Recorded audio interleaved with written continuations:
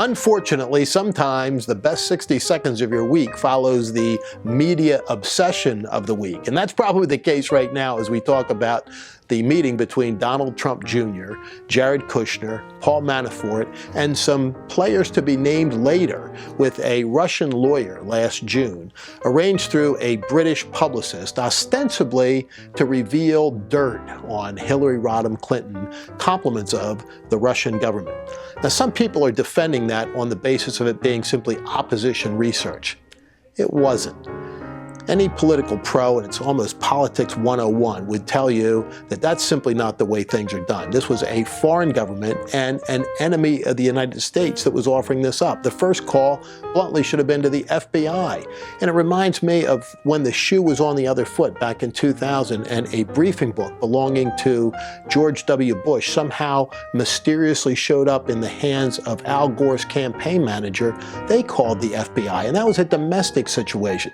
This simply never should have happened. But once it did, you know, the problem is always in the quote-unquote cover-up, if you want to call it that. I'm not sure it's a cover-up per se, but in the handling of the crisis. We do a lot of crisis communications and crisis management work here at Quantum Communications. And I want to tell you that the shifting stories on this are as bad as anything underlying it. I mean, you had Reince Priebus, the chief of staff to the President of the United States, last Sunday on national television trying to explain this as somehow a meeting on adoption. That was blown up just a couple of hours later, and then began the drip of facts coming out, and they're coming out even as I'm recording this, with additional people being in the room, some of whose identity we know and some of whose we don't yet know. That kind of thing destroys credibility, and that's really at the heart of all this.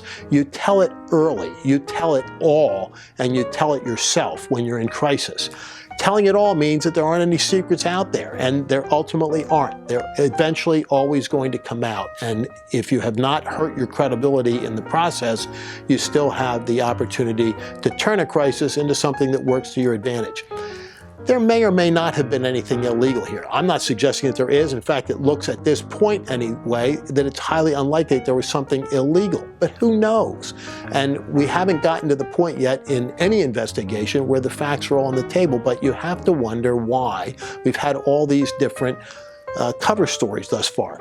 This much I'm fairly sure of. There's more yet to come, and that is troubling in and of itself.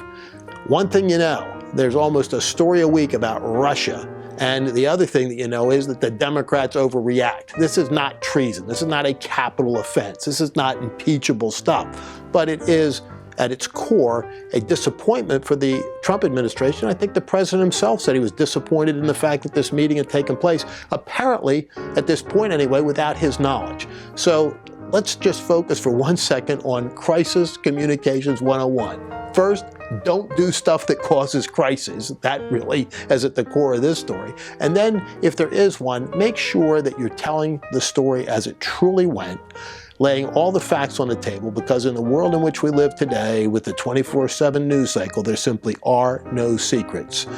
Telling it early so that somebody else isn't telling it in your own voice, being candid with every audience, and in this case, with the American people. That ultimately works. And that is the best 60-ish seconds of your week.